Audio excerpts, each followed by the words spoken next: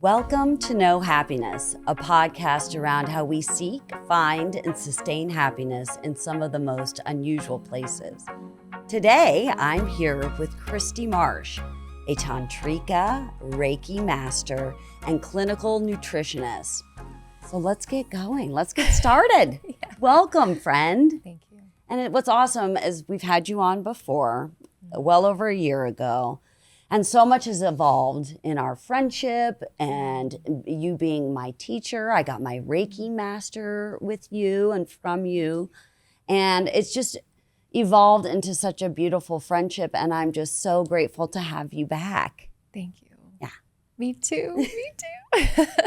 Well, the first question I ask all our guests is, what is happiness to you? Happiness is a sense of freedom and joy inside, no matter what's going on out here for me.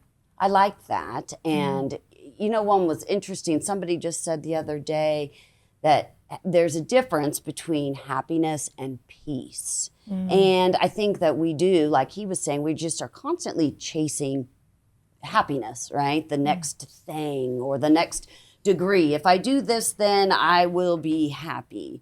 And I think for me, a lot of it has being able to differentiate, actually, it's peace that I'm seeking. Yes, I want to be happy along the way, but that can be very fleeting.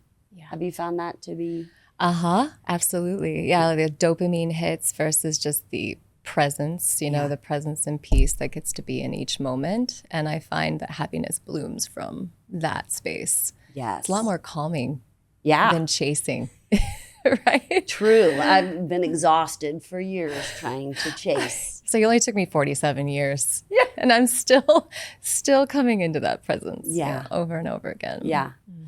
Well, let's get started because the last conversation we had, it was a little bit about getting to know you and your story. And I know that you had really struggled with anxiety. And that's kind of what brought you to the spiritual world and Reiki and naturopathic healing, all the things was, what did they say? The best research is really me search. So you were looking, for solutions. And so I really want to talk to you today about a few things. One, I want to start out with nutrition and how that ties to spirituality, how what different foods do for different parts. And so how did nutrition become a spiritual practice for you?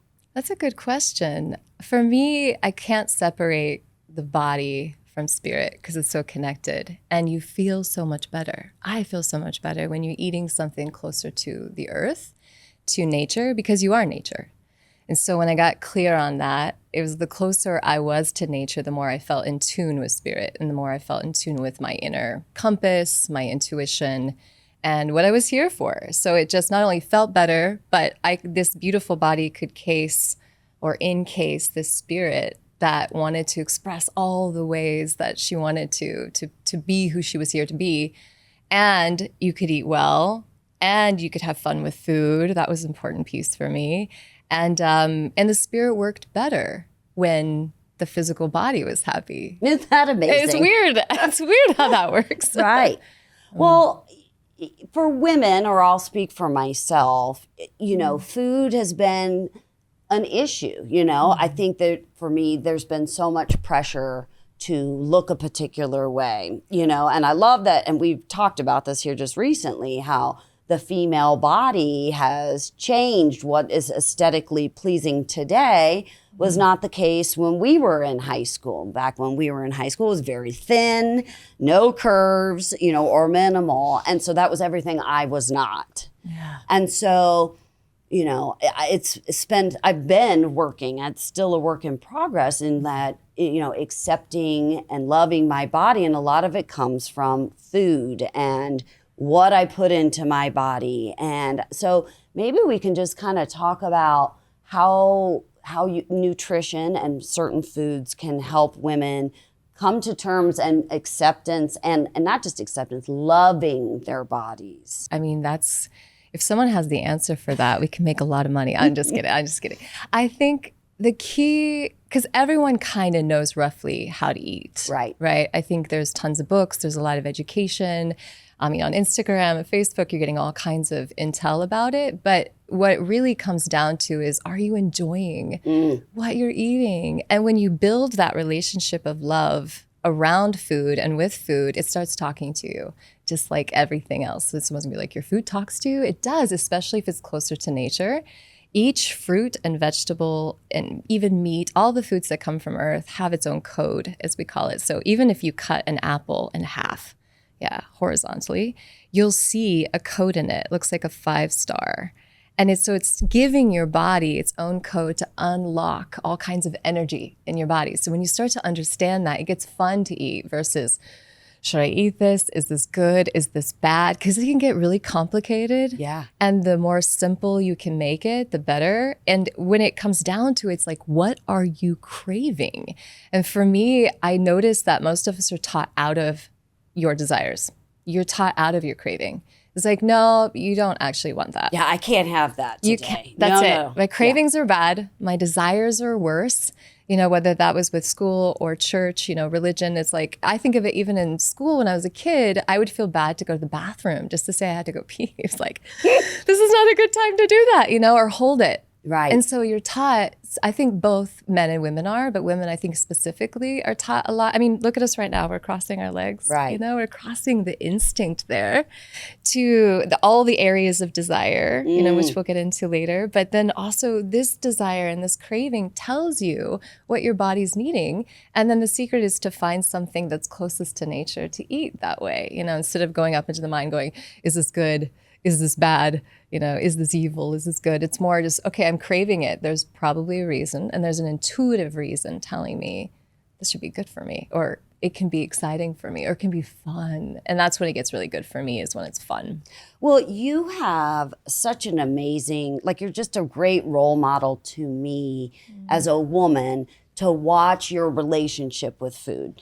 And it's just very healthy. I see you consume and eat food and whatever you want. You're not weighing things out and not super strict. You're very open, but very mindful of nutrition and food. And I love that about you. Thank you. And thank you for, for the collective of helping women become more comfortable with eating and loving their bodies and food. Thank you. So there's so many places and areas to go with different types of food, but let's just tell me a couple of food, or like a fruit or a vegetable or something that's known to primarily help one particular area or another. That's good. Okay, let's just go with the apple because you mentioned it. So the apple is incredible for clearing the liver.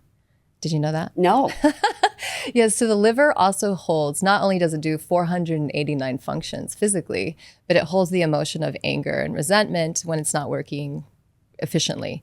The apple has malic acid in it, an acid that helps to purge the liver, open the liver, and release the anger easily and effortlessly. Just an apple. And green apple specifically is great for purging bile from the gallbladder, which holds the emotion frustration. So it's fun when you start to learn like these little maps in the body. It's no longer just like, well, apple's good or it's bad. It's like, oh, it does these specific things to unlock emotions. And that's all based on the Chinese, traditional Chinese medicine model. I was going to ask, where does that come from? Yeah. So was that part of your training? It was, which is exciting for me because it wasn't just a dietitian, and not that there's anything wrong with that, but I wanted something a little more outside the box, a little more holistic. So the clinical nutrition certification goes more holistically, which teaches you the TCM model, the Chinese medicine model, which helps you understand where your emotions lie in the body, what organs are holding the emotions, and therefore why we're drawn to certain foods or pulled away from certain foods. So there's one example. It's fun to know. Or there's some tricks that we learned in school that's really great. Like you want to eat your protein first. Some people don't know that. Your protein, your vegetable, then your carb, and it makes a huge difference in digestion. So even if you take your first 3 bites of protein, it helps everything else digest. And now, then why is that? Because there's so much hydrochloric acid that gets released when you eat a bite of protein. Okay. So it's already supercharging your body to say we're getting some food in here, versus amylase that's released in your mouth for starch. You're breaking it down in the mouth, but it takes quite a bit of that amylase to get the stomach acid moving. So protein just releases that hydrochloric acid really fast and allows the body to burn. Yeah, and there's multiple reasons, but protein is just a good overall for everybody. And then your body gives you a signal as well, which a lot of people don't know. Your first deep breath indicates that you're about 80% full. So that's about a time you want to watch, look at your plate and be like, maybe I should just like wait for a minute before I keep eating. Because usually it takes another 20 minutes for your body to signal that you're actually full. But if you wait until you're stuffed, then the stomach is at full capacity. It has to stretch. So then the next meal you're eating more. That makes sense, yeah? Yes, it makes sense. Fun. It is fun. I had just heard about the sigh. I, in fact, shared it with my family. And so, of course, now I'm aware of it. And it's like, wow, I really don't need as much food as I think. I think a lot of times I'm kind of on autopilot when I'm eating. I'm eating fast. That was trained. I was a nurse. Our lunches were like, eat standing up and go. And so I just, learning to slow down. If you're not slowly consuming your food, you're probably going to miss a lot of cues, I would imagine. That's it. Yeah, in America, we're like, we've got 15 minutes. We're standing up typically, or we're in the car, and your stomach meridian is on the top of your thigh. So if you're standing or you're running or you're in a hurry, you can't digest. So that's why in Europe, for example, they do like a 2-hour meal for lunch. So you're sitting, you might be sipping some wine, you're taking a breather, and you don't have to. It's just that slow down period. So you're putting your fork down in between your bites. You're talking to the people you love. Everything is part of this experience of food. And they also create a state of like enjoyment around food versus I got to hide it in my car. I got to go on the run and go back to work. I'm stressing. And so all of those things signal to your body that food is either safe or it's dangerous. So to me, I would prefer it to be really safe and fun and enjoyable. Yes, please. For sure. I swear the Europeans have it right. I'm sure they look at the way we consume food and are just like, seriously? They do. Yeah. And then the obesity issue that we have in this country, like how people aren't directly correlating those types of things, the type of food that we're eating, the fashion in which we eat it, fast food nation. Yes. I think at one point it was fun and trendy and exciting because, we're always like the trendsetters for something else. And then we realized, oops, we kind of messed that up. Right. We kind of messed up our gut. Yeah. Yeah. What are your thoughts on the energetic imprint of food? And like, how can people change their frequency through what they eat? So based on what I was saying earlier about fruits and vegetables carrying their own code, in herbology, we refer to it as the doctrine of signatures, which just means that what the food looks like that you're eating is what it's healing. So if you slice a carrot, if you look at it through the slice, it looks like the eye. So it's good for the eye. If you cut, for example, a pomegranate in half, it's like bleeding with all of its blood. It's amazing for your blood. It's so good for your heart. The beet is the same thing. So nature is showing you the code of what it's good for. So it increases the frequency. And I hate to use the word increase, like you're already a high frequency, but let's just say you're in a stress state, which means it lowers your frequency. When you're bringing in the frequency of nature, you're automatically matching that same frequency. So you're raising yourself to the frequency of that food. So it is clearing the internal organ, but it's also helping you feel elated. It helps you feel that life force. So what we say in Chinese medicine, the qi, in Reiki, ki, in yoga, India, prana. So all of these are same words for life force energy. And we know when we're out in nature and we're eating from nature, we're feeling that life force. Yeah. And that's how it raises the frequency, if you will. Some people don't know this, but you can actually flip it to know that if your body is also the temple that's holding its own frequency, it's going out into nature, it's connecting, it can also shift the frequency of the food that you're eating. What? That's where people go like, what? So, I mean, that doesn't mean go and have McDonald's all the time and like, you know, it's healthy now. Boost up your whatever Big Mac.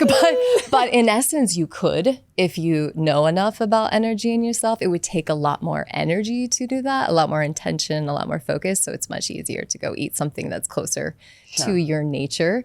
But that can also be the case. So when people start freaking out, like, I ate something that's so horrible, the mind is so powerful. So it's important to then change the thoughts and say, well, you are powerful. You know that you can convert the energy of what you just ate into whatever you would like it to be. And then that helps their mind not get so lost and, I messed up. I'm going to do that with all the pavlovas that I've been eating here lately. Literally, I am obsessed with these things. Sugar, that is my... So you know why, yes? Yeah, tell me. It's fun to know. I also, that's my vice, is sugar. So there are 3 internal organs connected to the earth element. And all that means is that, let me explain it in layman's terms, is that the 3 organs, there are all these organs that are connected to the Chinese medicine model, right? So we have water, we have wood, we have fire, we have earth, and we have metal.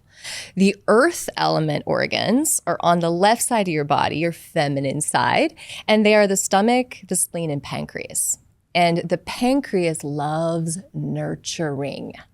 Loves it, loves the emotion of nurturing. Mama energy, it's earth, mama, Gaia. So if we aren't getting enough nurturing, or we're not getting enough nurturing from earth, meaning being close to earth, taking in minerals, laying on her, then we crave sugar as a way to nurture. So it's a call out to mama. It's a call out to nurturing. It's a call out to comfort. It's like, that's why people do it as comfort food. Because like, I want this reassurance that I'm okay. I want this reassurance that I'm a good girl, that, you know, I'm going to be okay. It's a reassurance, really. So when I think of it that way, I'll start gravitating toward practices that are nurturing for me. I still might do the pavlova because I don't want to hate on it. You know, I don't hate on anything. And I think it's important, that piece too. Have a pavlova, love on it, nurture it, you know? And it is nurturing something for you, but then also do a practice that helps you feel ultimately nurtured, because you're just going to keep going back to that cookie jar if you're not feeling that mama, the mama energy. Well, that makes complete and total sense. Yeah. I can't believe we're just now talking about this because you know I love sugar.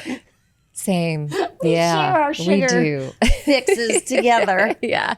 Well, and I think it's important. I think for me, I've just kind of swung a little too far on the other side where it's like literally all I want to eat.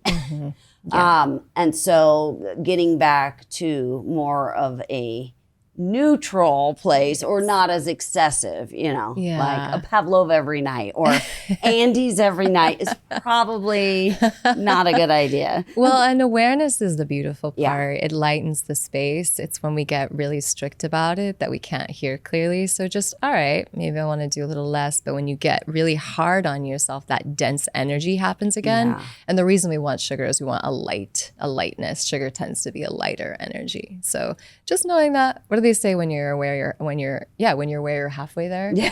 So the rest of it is like, all right, we'll do something differently, and being kind and graceful with yourself.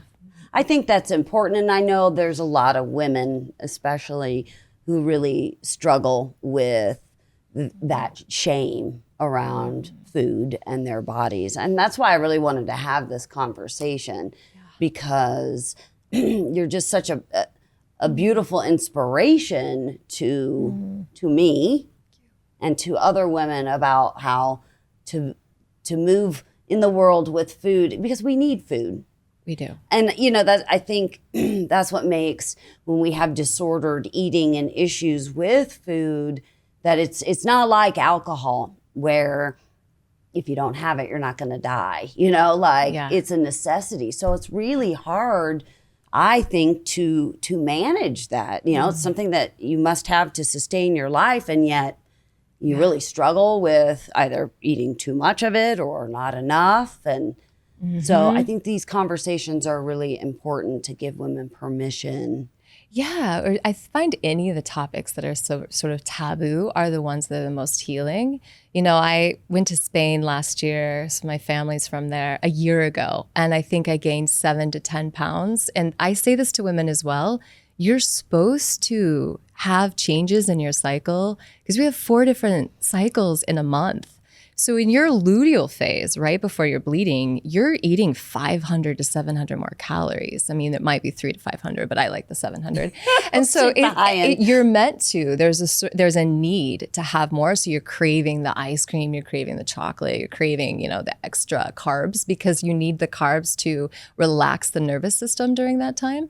And so in that, I got a little bit more breasts, by the way. So it's been a year that I've carried that. And instead of going into the shame, I'm like, I kind of like it. Like, I've always wanted extra boobs. Truly. Yeah, I know. You know that. Yeah. So I'm really enjoying it. Now there are moments where my brain sort of tricks me like, shouldn't you look like you were before? But I'm really learning to celebrate the cycle and it'll change again. And that's the thing. It's always changing. You know, I think what life is about is the impermanence. That's what makes it so beautiful, is that it's always changing. You imagine if you had the same body for the rest of your life? Like just 3-year-old body for the rest of your life. It'd be really boring, you know? That's one way to look at it. Yeah, we're meant to change and be a bit more voluptuous at times and maybe lose some here and there. But I've been really in the practice of celebrating that and not worrying about it so much. So it just kind of hangs out right now. Yeah. And when I want to rev it up, we rev it up, you know? But I'm enjoying a little bit. The ladies. Las tetas. Well, that's good for me to hear because I have put on a little bit of weight and I needed to put on a little bit of weight, but it's challenging for me to see my body in a different way. And we've talked about this when, you know, in high school, I was bigger. I was a bigger girl of all my friends. And, you know, I remember even being called fat and like, as a woman, that's like, they just know that if you call a girl fat, that's the way to get her.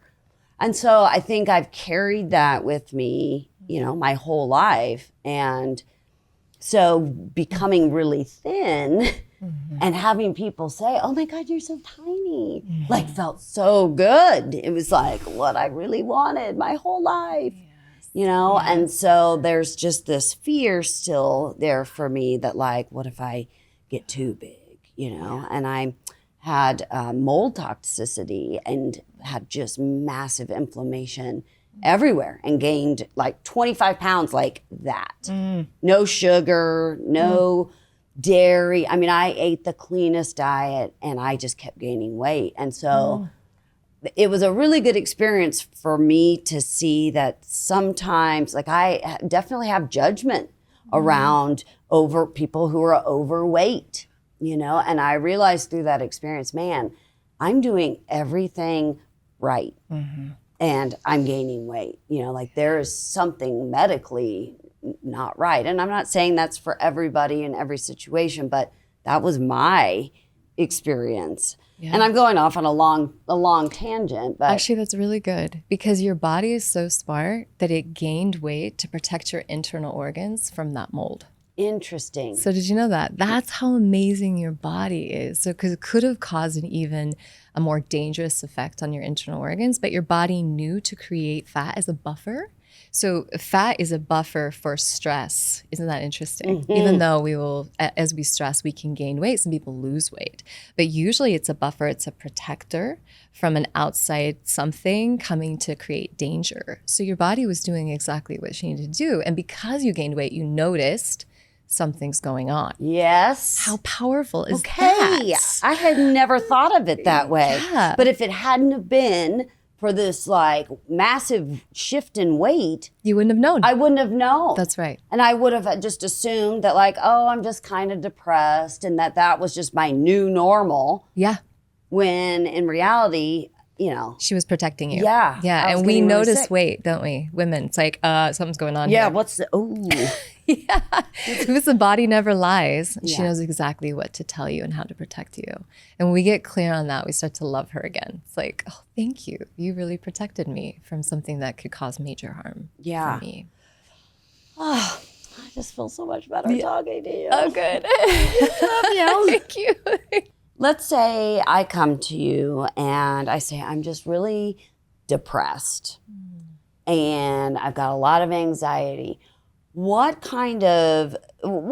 foods would you encourage me to consume more of? Or what would I'm not using the word diet, but like a dietitian would literally prescribe food in that way. Yeah, I would welcome you to invite foods that are bright in color because they're going to bring some uplifting energy, like oranges, citrus are really good for that. I mean, I would ask you if you like them first because that's very important. Mm-hmm. And I think that's why diets don't work for a lot of people. Also, that word is 3/4 of that word is die. So I don't like it. I just sort of take that out. But the energy around colors are very healing for the body, especially in a depression. I would also add herbs because people don't realize that herbs are so highly nutritive. They're not just like medicine. They're also incredibly rich of minerals and vitamins. So I would recommend a rhodiola, something like that, an herb like rhodiola that helps increase a bit of that serotonin gently for you without having you get on any sort of medication. You just add a little bit of that to your tea or your coffee if you're doing a coffee, or L-theanine is really nice for mood lifting, and that's in green tea. So you can get that just from drinking some green tea or really vibrant fruits and vegetables.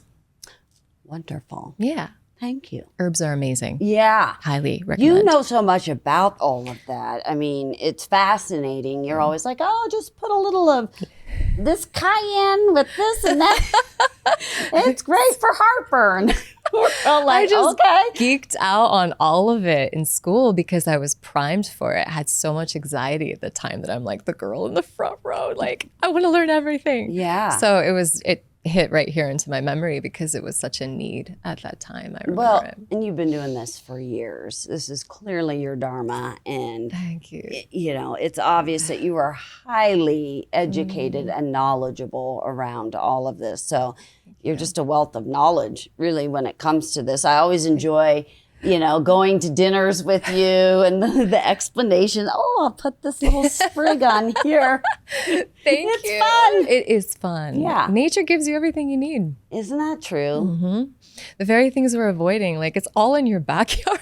Right. It's like just sitting right there. There's a lot. I mean, maybe without the pesticides, there's quite a bit of magic in your yard. Well, I had Yune on not too long ago, and she was talking about like the weeds and the things that grow in your area, i.e. your backyard, are like specifically designed for what you need. And I'm like, wow, I would have never thought that. This little dandelion just growing in your backyard, incredible for your gallbladder. Yeah. Yeah, just make some tea out of that.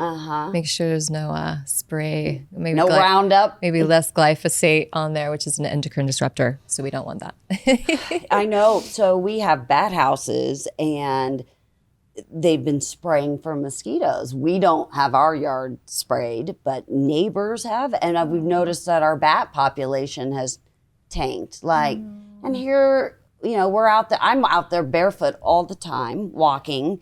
Think of what that's doing, absorbing into your body. Gross. Not fun. No. Not very fun. You can put essential oil on the ball of your foot. There's a point in the center of the ball of your foot, Chinese medicine called kidney 1, and it goes all the way up to your kidneys and nourishes your kidneys. But you can put an essential oil down there to sort of protect from some of the junk that's on the ground. What essential oil? I like peppermint. Okay. I like lavender. I've got them all. It's not going to entirely protect you, but it helps to like a little shield. Relax and shield the nervous system. And that's why when you walk barefoot, that the pores on the bottom of your feet, not to mention the chakras at the bottom of the feet, help pull up. I mean, it's like a magnet all the way up, which is why kidney 1 is called bubbling spring in Chinese medicine, because it pulls like a spring all the way up to your body, anything you put on the bottom of your foot. Okay. It's kind of cool stuff. Yeah. So cool. It's so cool. So you just recently, we're going to switch gears and talk about Tantra. Yeah. Because there's a lot of misconception. I think Sting and his wife many years ago talked about they would have sex for hours and they were into Tantra.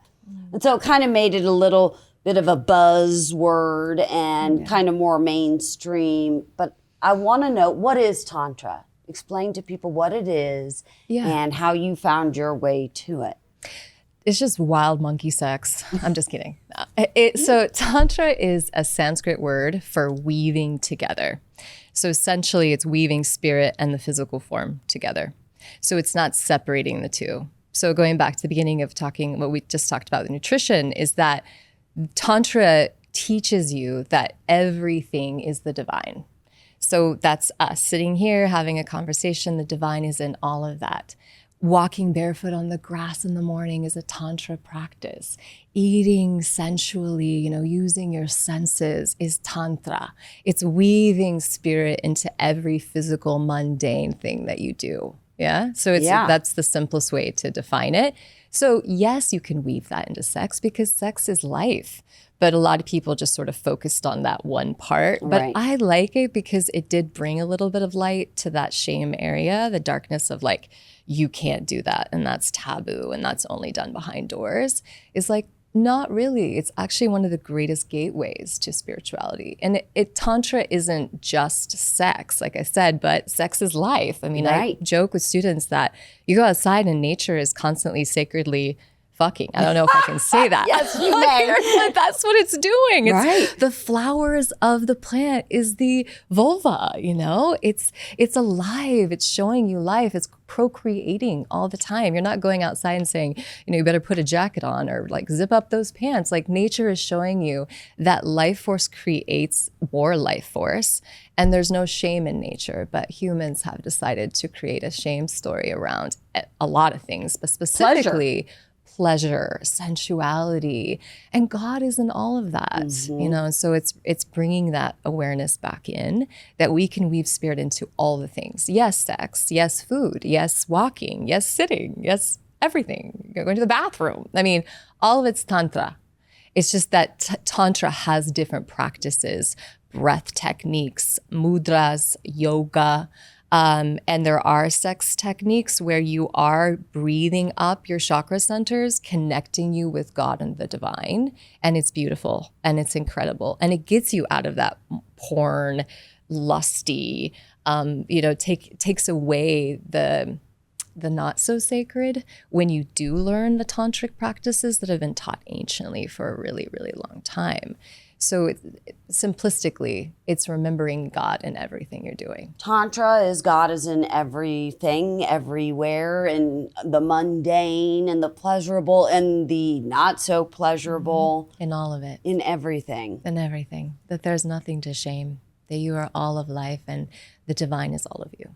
How did you find your way into taking trainings around this? I mean, because this just recently occurred. I'm sure you'd known about it. Yeah, randomly. This is not something 3 years ago. If you had said, hey, Christy, you're going to get into Tantra, I'd be like, not really. I also had very little understanding around it, just like a lot of people do. So it just wasn't a calling. But in a plant medicine journey, actually, I got it was an Egyptian goddess that came in. It was talking about it just the word Tantra, and then showing me different practices of breath. So I just started following the breath that she was giving me. And then I just got books out and started reading. And then I decided to do 1.5 years of celibacy. So just no sex at all. It was just me and these practices. And then I found a teacher, Layla Martin, who was able to teach me the year-long training. That's it. Like I could go 15, 20, 25. This is like very beginning of the practices. I want to do a whole lot more. I didn't know you. Well, no, I was listening to all of it, but I had no idea you were celibate for 1.5 years. Yeah. I think a little shy of 1.5 years. It was like 1.25 years. And it wasn't planned. It was just sort of, I was doing so much inner work that it just felt like the right thing to do. So that's the irony of it all, is that I discovered Tantra in my own celibacy. Right. Yeah. So it's not all like, let's go have sex. Yeah. And it's nothing to do with that. It's actually really discovering the divine within yourself. And then once those practices happen, you magnetize a lot of times your partner, which I feel like that did magnetize my fiance. I was going to say, yeah. Yeah. That poor guy was like, we're going to do all the practices now. And I'm like, I think I want to chill out now. I'm good. Yeah. No. I did that already. I think we're good. I could see that. I could see how that might be interesting to him. He's just helping you with your training is all. Absolutely. Right. Well, let's get into Reiki and how well, first of all, can you explain what Reiki is to people? Yeah, Reiki is a Japanese healing technique that helps you connect with your life force. And how did you become a Reiki master? What drew you to it? Many, many, many lifetimes of remembering it is the true answer. But in San Diego, when I was starting my holistic health practice, there was a beautiful teacher named Estela Gallardo, shout out to her, and she taught Reiki there. And it was the first technique in the first level. You do a hands-on healing on yourself where I felt my nervous system relax. My panic went down from a 10 to 4. And I was like, what is this? I need more of this. And what I really loved about it is it teaches you that everything you need is inside. So there were no tools, there was like no gimmicks, there was no bag of tricks. It was just you and your hands and your focus. So that's how I first found it was in 2005, I think, and then got my Reiki master in 2006 and have somehow been teaching it ever since. And I did not want to teach it. I was one of those people that was just for me. I'm going to take 1, 2, and 3 for me to heal myself. And then by the third level, I couldn't not because I sat on the eye of God and Big Bear. You know, I think I told you this last one and just bawled because I'd never felt God so presently in my experience. And that's what's so interesting when people think that it's so separate from God, is that to me, it is everything that I believe is taught, you know, in religion. It is that's the essence of God, is with non-judgment. And to discover and remember that your healing tools are within you. It's like the line I remember is the kingdom of heaven lies within you. So Reiki is a reminder of that for me. It seems wild to me because there is this, and I don't want to speak for, you know, conventional Christianity as a whole, but there does seem to be this fear around what Reiki is and if it's of the devil, and which seems odd to me because God is in us. He's in you, he's in me, and like drawing on that strength, to me, why do we have to think of it as something separate, I guess is. Yeah, there's an author, and I don't know who the author is, that says that evil is just ignorance. And I love that line because I think there's just there's a misunderstanding, there's a not knowing, you know, so it's this weird word. It's like, what's Reiki, you know? And then the more you really dive into it, the feeling you get from it is ineffable. Like you can't not experience spirit, I think. So, and even Jesus, if you go back, like he's my homie. I love him. Yeah. We go way back, you know. It talked about hands-on healing, and that which I do, you will also do and more, you know. And so I think there's a misunderstanding around the symbols. People can really think like, I don't know what that means, but anciently symbols held paragraphs in them, books of knowledge. And the days where they were burning books, this is where they kept the wisdom contained, was in the symbols. So in the symbols of Reiki, they awaken your inner power. And people mistake that word as well, power, to overtake. No, it's a very humble, innate wisdom healing that happens when you look at a symbol. And the symbols are all protected in Reiki. That's important to know as well. So there isn't a need to fear. And as soon as you take the class, I don't think I've had one student that's like, this is devil's work, you know? Right. It's like, all I do is feel closer to God and the divine. Yeah. So it's just getting people to understand a little bit more. I think it's just fear. And what they're afraid of, I'm not quite sure, you know, that maybe that the church will be irrelevant or not needed, that we don't need something outside of ourselves to know God. Oh, you just nailed it. I mean, what would this world be like if everyone knew that they had the keys within themselves to heal themselves? I mean, there will be a lot of businesses that go out of business. Even the business of religion could go out, you know? Right. I say this as like a loving gesture, but God forbid you know that you hold the secrets to heal yourself. I mean, I think that people create a story around fear because of their own power. And it's too bad. Yeah. It's a lot of fun, actually. It's a lot of fun. And it's also empowering to know that you have this direct line and lineage to God, to the divine, to all the secrets of the universe. You know, what's interesting in my story is I was historically very cringe when it came to conventional Christianity and religion. And that comes from all the things that happened with my grandfather and just not wanting any part of what he considered religion or his God. And since getting into Reiki and plant medicine, I've never felt more drawn to it's actually done the opposite of what everyone, or not everyone, what people in religion are fearful of. It's done the opposite. It's made me attracted. In fact, I just went to church. I've been going to church mainly for my kids, because when you think about it from like a energetic standpoint, when you have that many people packed into one place who are all wanting the same positive, like, life, like the vibration's just so high. So why wouldn't I want to go spend a Sunday morning doing that? Like, it's not going to hurt me. Same. I love it. I used to just walk into churches when I was little because I've always been connected to spirits since a tiny age and just cry. No one even had to be saying anything. There was just an energy and a presence of something I recognized, so anciently. And then I would sit and listen to the service. And most of the time I really loved the service. I had an incredible church growing up. I was so grateful grew up in Unity. Oh, so it was very open, but it still taught the same principles. Right. And so I really didn't have the experience that a lot of people have had where it was, very negative. I've heard a lot of fire and brimstone. Yeah, I was grateful I didn't have that. But there is still, even going into Catholic churches in Spain, my dad's side is all Catholic. I still feel this energy of it, So I always remind people, don't throw the baby out with the bathwater because there is still an essence you can get everywhere. Sure. Well, and I like to some of the, especially with the Catholic religion, but a lot of them, just the pageantry, the rituals, the incense smoking, it's very much up my alley anyway, Same. So I can appreciate that portion of it.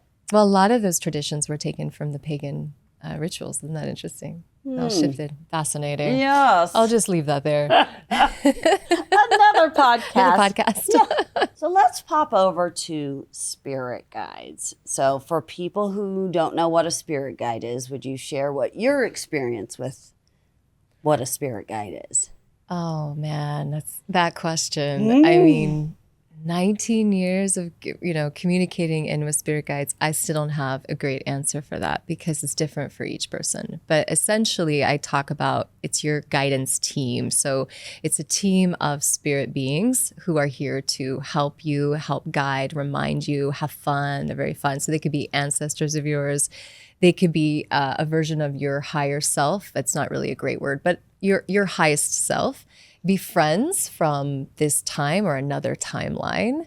And there could be multiple ones, and they're not seen. So they're the unseen friends. That's the simplest definition that we have. And everybody has spirit guides, independent of their belief system. This is just my belief. Got it. So, I think when we were we've trained on this because it was a question that I really wanted to know. How do you get in communication, or how do you work with your spirit guides? And I remember we talked about your ascended masters, and there's different types, like you said, the ancestors, your ascended self. I think the A's, all the A's. That's right. That's right.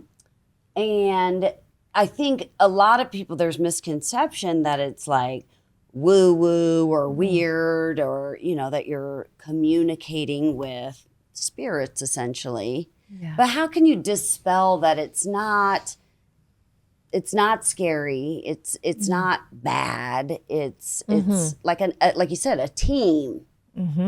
Well, most kids, if you look at them, they're communicating with something. If you ever hear them, they're by themselves. They're playing and talking to something, and they're most likely, and I believe that they are talking to guides. I know my son is always talking to something.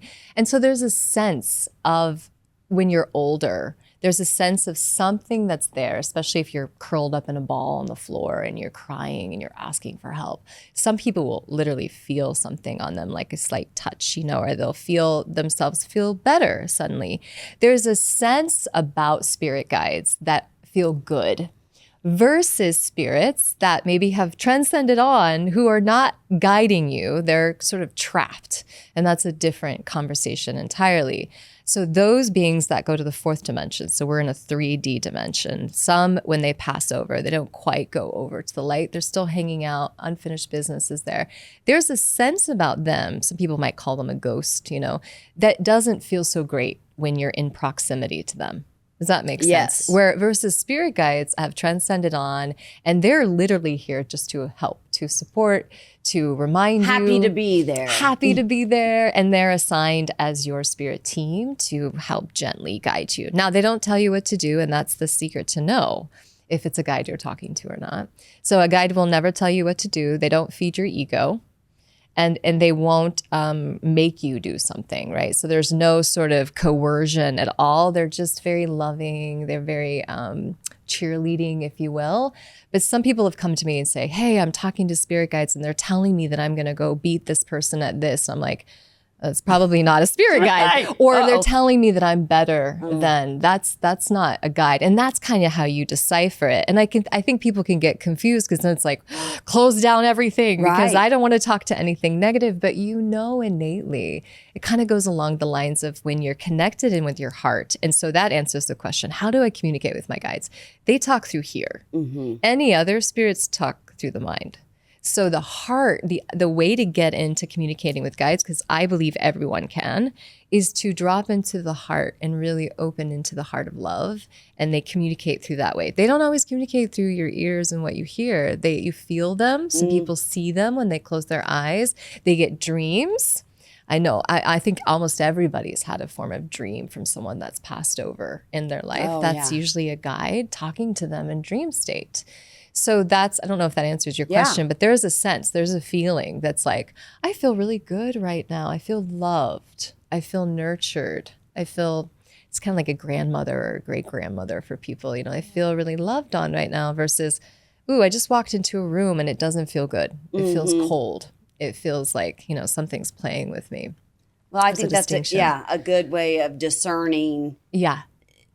Friend or foe. Yes. Or if they're telling you to do things, that's not, I like to decipher that. There's a lot of people that think, this guide is telling me to do all this stuff and I'm supposed to go over there and take this and do that. And I'm like, my understanding is a guide is never telling you because that takes away your free will choice, which is your greatest honor here on earth. So they may gently give you clues or, you might ask a question. Hey, do you think this is a great idea? They might give you a sign that's like leading you in that direction, but they'll never be like, do this or else, Right. Like, Well, I think the word guide really surmises it quite well. Yes. It's a supplement. It's an addition. It's a team. Yes. How have you found that spirit guides have helped you in your career or in life in general? Oh my gosh, everywhere. I'd say the most significant one is when I was having terrible panic attacks in Pacific Beach, California, San Diego. And the only thing that would help me feel better was writing. And I knew I wasn't a writer, so it was strange to just have my hand write things. And some lady called me to receive Reiki on the telephone line. And she told me, she goes, you really need to go to the School of Healing Arts. I think there would be someone there that could really help you. And it was across the street from my house. And in my writing that I had been scribbling was the name of the director of the school had been channeled through my spirit guide. Oh my goodness. And I'm going, what? I mean, like spelled out verbatim, his first name and his last name. So I knew, and to this day, I still have it in my journal. And so that led me to this 4-year program that then led me on to 3 more of the years. So all of that was like the inception of truly trusting what I was hearing and what I was writing. Wow. And that was one of many wild stories. I bet. Well, that's pretty divine. It was some divine. Yeah, you can't make that stuff up. And no. It's like written right there, Seymour Coblin. And that's not a name that you hear anywhere. Yeah, so it's not like John Smith. It's not John Smith. So that was the first time I started trusting it. Because I would write it all down. It was just scribble. And I didn't even show my fiance at the time, my ex-husband, because I was like, this is very bizarre. I'm not even sure what I'm writing. But when I got enough clues and somebody telling me verbatim that this is what, this is what you're writing, it was, and in the writing, it said, you will be free of symptoms. Because I asked, when will I be free of symptoms? And it said November 1st, 2002. It has the date on there. And I remember just being like, whatever, just like, what? How did I get this date? And sure enough, that ended up being, because I started school in July, and November is when I finished my first course. And I remember having no symptoms that day. Like, just weird stuff like that. Yeah. Like very synchronistic. Well, you had mentioned that being in your heart, but how would you guide someone into communicating or tapping in or finding and figuring out who their spirit guides are? It is truly so energy follows intention every time. I use that in every class that I teach. So when you set the intention that you want that without the attachment. So a lot of people get lost in the frequency of desperation or attachment, or that they can't. Those frequencies don't match the realm of love. So it's setting the intention, being clear with your meditations or whatever practices. For me, it's as simple as closing my eyes. I get into my heart and I feel. And most people shut down their feelings. So it's really about feeling as much as you can and just saying, I'm really ready to talk with you. I'm ready to communicate with you. And then the secret part was so hard for people is releasing that desperation. I mean, they're just like, I've got to have it. Yeah. And because that brings you into a state of fear of lack. So it's sort of like the law of attraction. So as soon as you let it go, usually signs start showing up, but you have to be able to look at them. And I say that to students now because when I first did this, we didn't have phones. That's how old I am. But the time, now we have phones. And so people are asking this, but they're on their phone. And I hear guides go, I just gave you a sign 2 feet that way. And they missed the whole thing. Guides are cheeky now and really smart. So they'll go into phones now and sort of give you clues. But a lot of people are wanting a sign, Right. It's not that. It's the flashing. It's not that one. Yeah. Or they want somebody outside of them to confirm. And that goes back to everything we were just talking about. In religion or in schools, you're taught this out here. When spirit guides talk in here, it's internally. So you have to trust yourself. You have to trust that what you're receiving is clear. Yes, without this foggy or static of again, if there's any sort of negative, I'm telling you, you're doing that. That's not a guide. But if you're hearing your intuition, that's how guides speak to you, is through your intuition. So you got to get really good at trusting your intuition. And guess what we're taught out of? Your intuition. Right.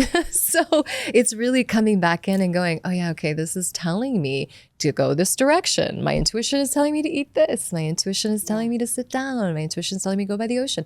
That's all guides. Yeah. That's all your inner guidance right there. So my guides say you need to be living on the ocean. It's your time guides to are go. They're telling me. They're eat those pavlovas. Yeah, exactly. That is what's going to get you to enlightenment.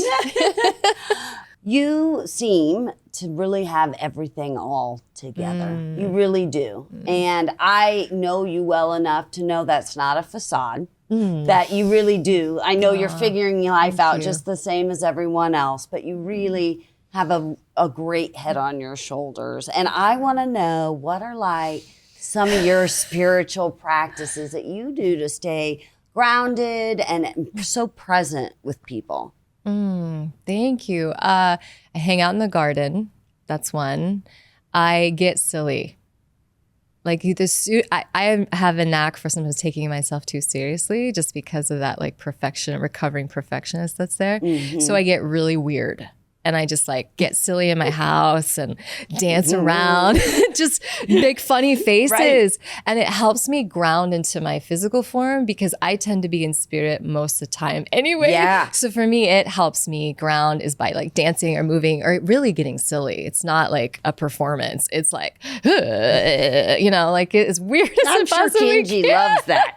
He does. Yeah. And he's helped me a lot. He's been my spiritual practice a lot. He's such a truth teller, but he gets silly with me. And honestly, it's a lot of silliness. It's a lot of being in nature whenever I can. And the third one is there's a few techniques that I've learned. There's one called the Quabalic cross. Have you heard of that? No. And it's a really powerful technique to ground yourself in. It's literally imagining a white light going down your body to the floor, white light going out through your shoulders. It's a cross. It makes a cross.